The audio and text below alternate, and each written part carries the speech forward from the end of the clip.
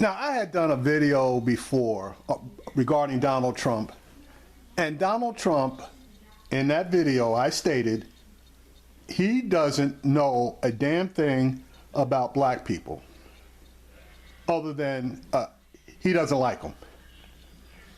He doesn't know or care to learn about the black people, okay? And he's following, in my opinion, the game plan for Mr. Bannon, who is also, in my opinion, obviously a racist. Now, I did a video on his press conference Thursday, but I'm zeroing in specifically about this segment of the press conference. Check this out.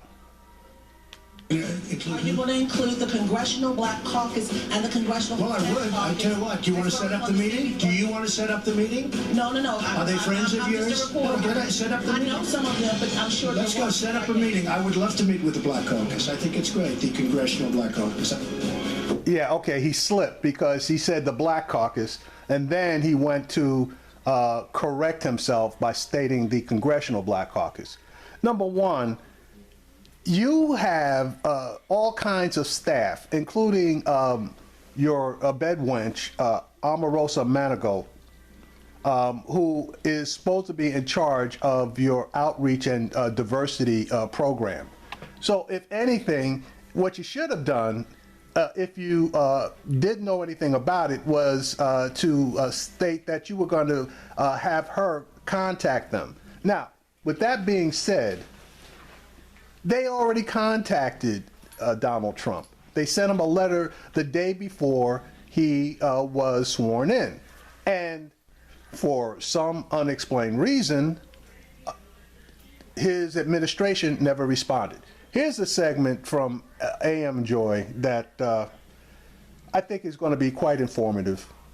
Okay, so given that we know that we can talk to the president through the TV, and he's new in town in D.C., here's a quick explainer. CBC stands for Congressional Black Caucus. It's a group of 49 African-American members from around the country. And actually, according to the CBC, they did request a meeting with the president last month. The problem is the White House, well, didn't respond. And by the way, that meeting request was not facilitated by April Ryan, who doesn't actually do that as part of her reporting job. Also, by the way, Mr. President, I should probably point out at this stage that I, too, am a black journalist who is also not a member of the CBC, nor can I help you set up a meeting with the Black Caucus. I just do TV and write the occasional article and book. Hopefully that clears that up. And by the way, Frederick Douglass can't help either, but, well, that's because he died in 1895.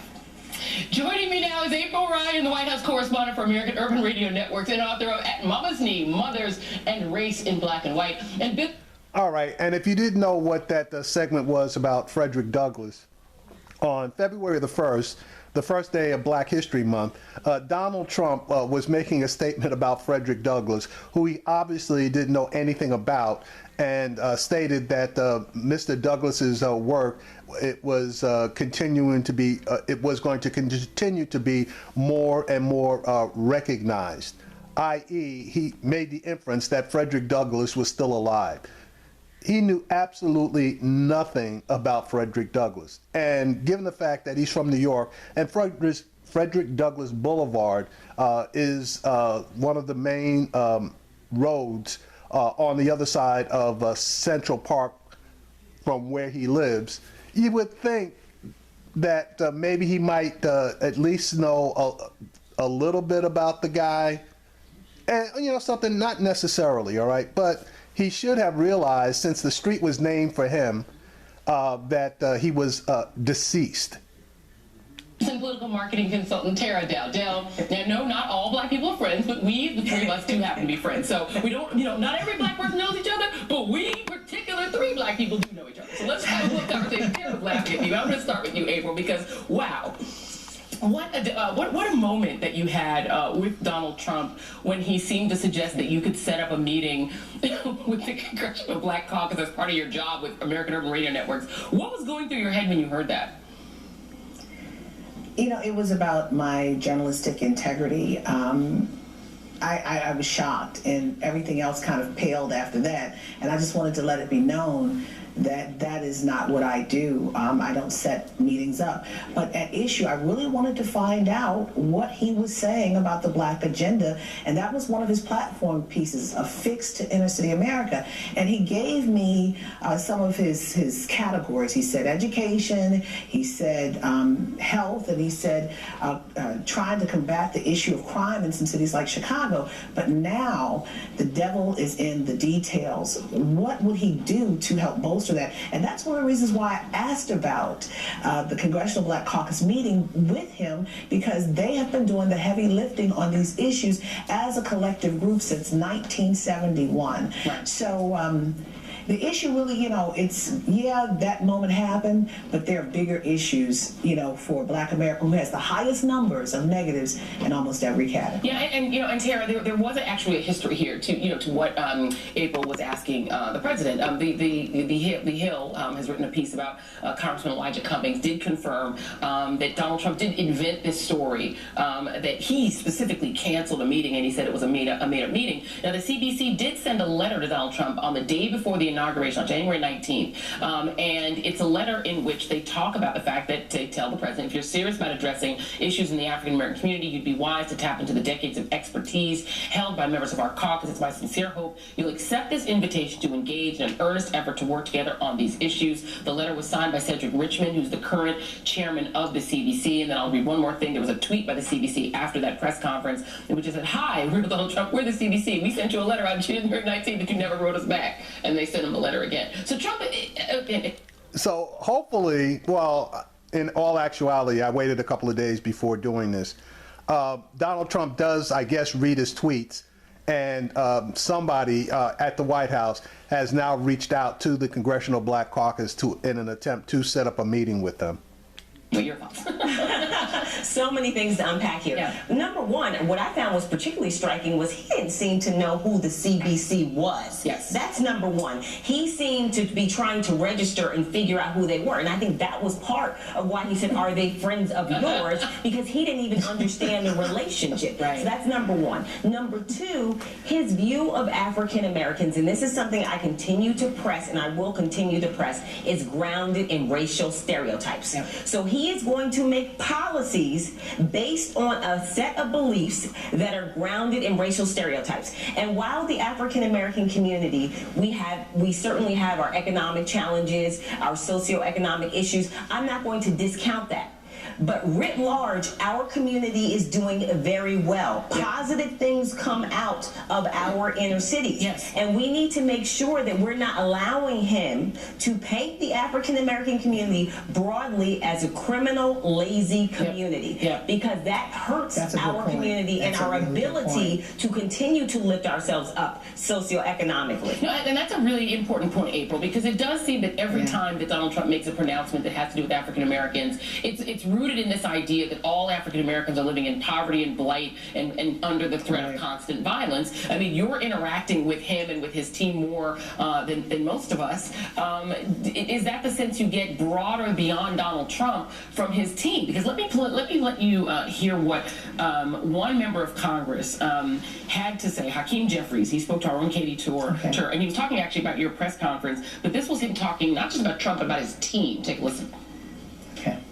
What do you make of him asking April Ryan to set up that meeting? It was very strange, but he's done a lot of strange things over the last 28 days, and hopefully some of his advisors have informed him, one, that a letter has already been sent to him, and that we're looking forward to an open dialogue. Steve Bannon, however, should not be in the room. Why not? Well, listen, he's a stone-cold racist and a white supremacist sympathizer. It'd be hard for me to participate in any meeting with Steve Bannon that normalizes his presence in the White House. Beyond that, we'll have to see. So, April, just from your reporting, are there more members of the CBC who are saying if they get their meeting, they don't want Steve Bannon in the room? That's one part A of my question. And part B, do you have the sense that because people like Bannon are around Donald Trump, that's reinforcing this sort of view of black people as just a stereotype?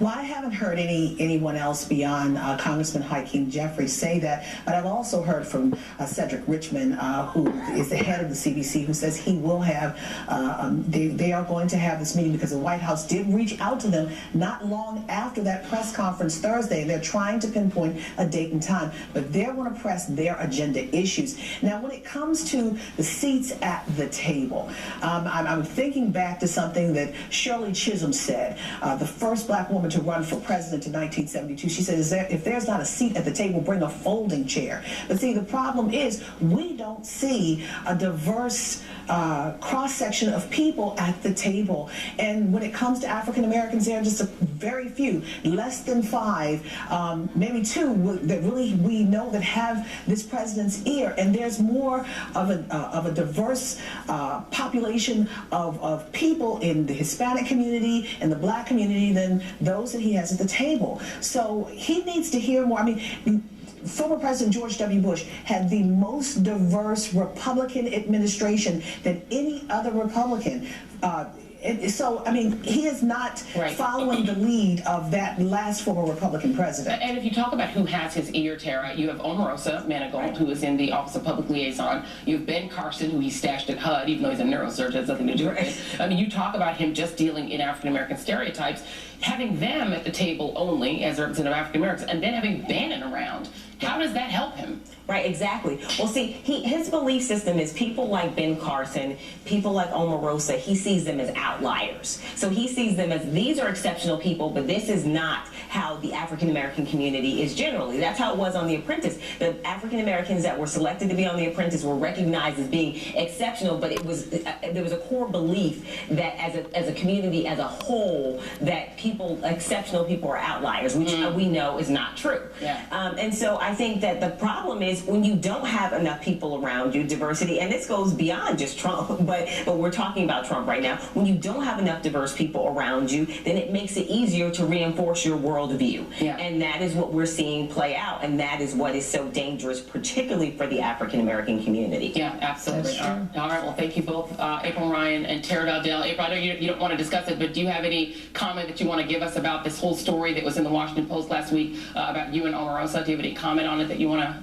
put out there? I wish you well. All right.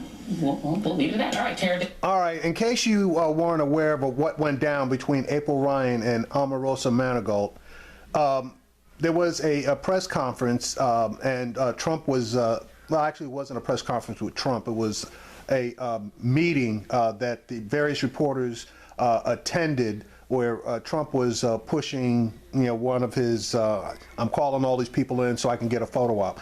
Anyway, April Ryan asked a question, and Omarosa got up in her face and basically threatened her to the point that, if I'm not mistaken, April Ryan, she didn't back down, but she did call security on Omarosa, all right, because she was being ridiculous. And I guess April Ryan doesn't want to give it any more publicity than it already has. But that chick is a bed wench, and I know there's nothing that we can do about her, but she needs to be 100% discounted. And obviously, if the Congressional Black Caucus has a meeting, she'll more than likely be in it, probably Ben Carson too. But I agree with them that Steve Bannon should not be in that meeting. Now, there are several members of the Congressional Black Caucus who said that they absolutely would not attend. I think that that's taking the wrong tack. What I think should be done is when they convene that meeting, before Donald Trump has a chance to open his mouth, the head of the Congressional Black Caucus needs to lay out specifically why they're there and tell them this is not for photo ops. This is where we're coming from, and if you're not in a position to listen to what we're going to tell you, as outlined by that letter we gave you, then this meeting's basically a waste of time. And back Donald Trump up into a defensive position, which Donald Trump is damn sure is not going to like. So that may be counterproductive as well. But in my opinion, at least those words need to be said.